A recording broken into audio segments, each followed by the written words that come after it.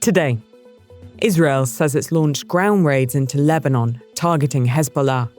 A massive search and rescue effort is underway in North Carolina in the aftermath of Hurricane Helene, as officials fear the death toll could soar. And J.D. Vance and Tim Walz face off tonight in the vice presidential debate. It's Tuesday, October 1st.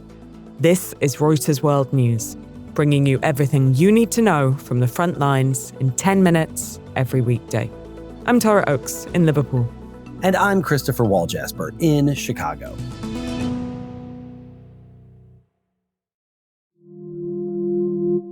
Israel says intense fighting has erupted with Hezbollah in South Lebanon after its paratroops and commandos launched raids there.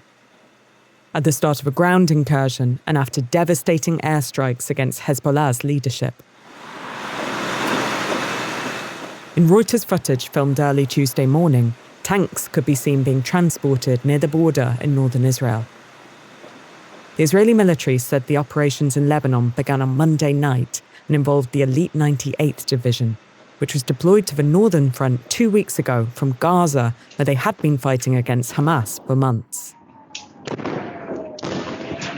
Over the past year, Hezbollah has been attacking Israel in solidarity with Hamas, and Israel wants to bring back thousands of Israelis who have fled the cross-border hostilities. It says its air force and artillery are supporting ground troops engaged in limited raids against Hezbollah in southern Lebanon villages that pose an immediate threat to Israeli communities. US State Department spokesperson Matthew Miller told a briefing that Israel had informed them about a number of operations. They have, at this time, told us that those are limited operations focused on Hezbollah infrastructure near the border, but we're in... Israeli Prime Minister Benjamin Netanyahu sent a warning to Hezbollah's main backer, Iran, in a video clip released by his office. There is nowhere in the Middle East Israel cannot reach.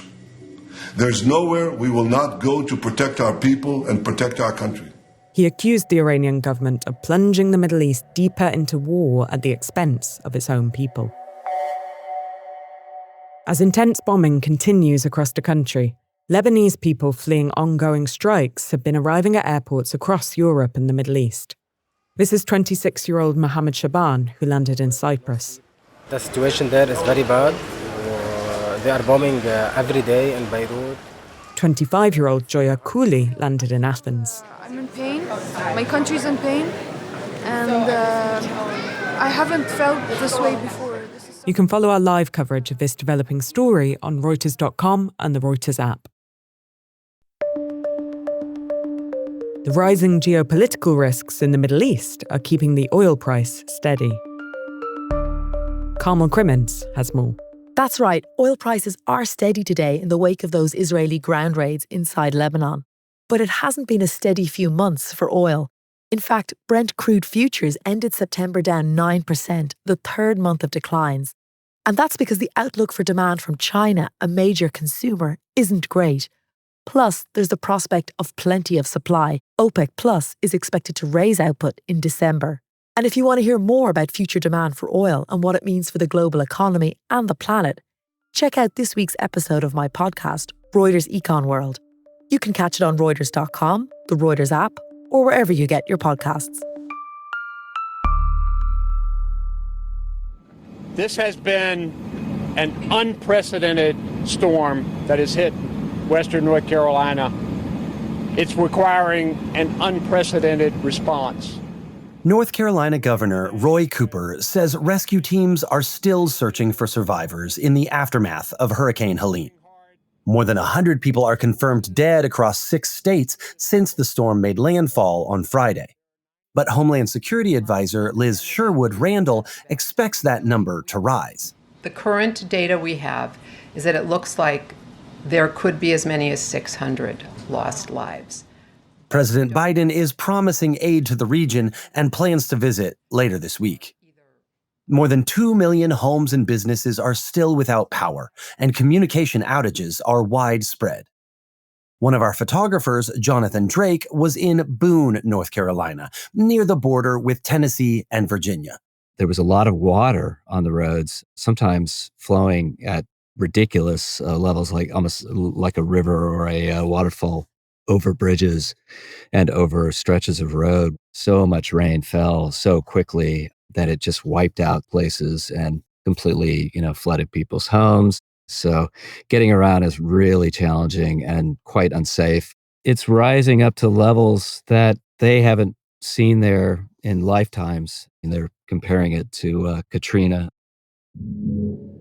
Republican presidential candidate Donald Trump visited swing state Georgia on Monday, which was also struck by the storm.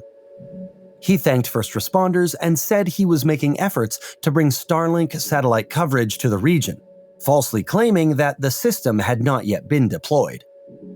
VP Kamala Harris attended a FEMA briefing in Washington on Monday and says she plans to visit the region soon.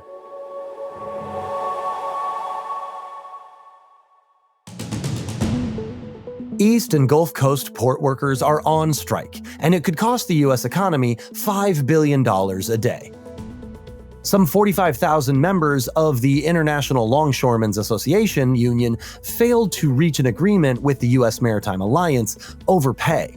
The strike could stop the flow of everything from food to automobiles at major ports, potentially jeopardizing jobs and stoking inflation weeks ahead of the U.S. presidential election.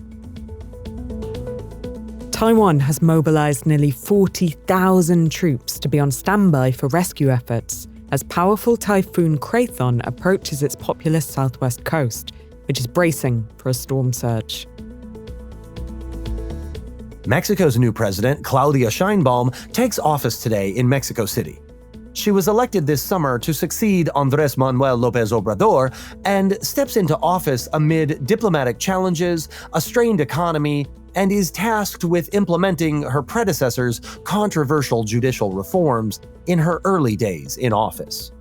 Now, if you want to hear more about Claudia Sheinbaum, listen to our weekend special about Mexico's new president.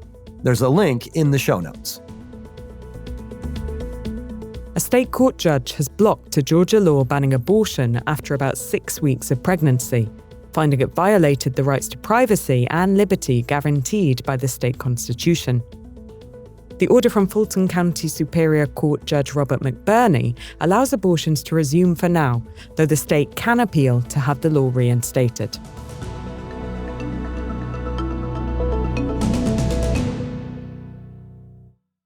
Vice presidential candidates J.D. Vance and Tim Walz step on stage tonight in New York City for what looks to be the last debate before the November 5th election. But as these VP picks compare military records and try to relate to rural Americans and independent voters across the U.S., our political reporter Jim Oliphant will be watching tonight's debate to see how it might actually move the needle for voters. Jim, what should we expect from Walz and Vance tonight? We can expect Vance will go after Walz on the 2020 protests in Minneapolis after the death of George Floyd. Walz was governor of Minnesota, and his critics have said that he was too slow to react to the violence and the tumult going on in the city. That's something Walz is going to have to defend himself on. Now, Walz is going to probably go after Vance on issues like abortion. Vance has always taken a harder line than Donald Trump on the issue. He supports a national abortion ban and that he'd like to see abortion made illegal across the country. And in the end, how much will this debate actually change things? Right. I mean, the real thing to keep in mind when you watch this debate is that it really doesn't matter how many points Vance scores on Walz or Walz scores on Vance, because voters aren't going to be electing either one of them president.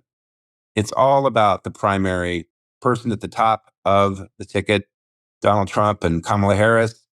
So, the real measure of success on either side is whether they can change somebody's mind out there or persuade someone to vote for the top of the ticket.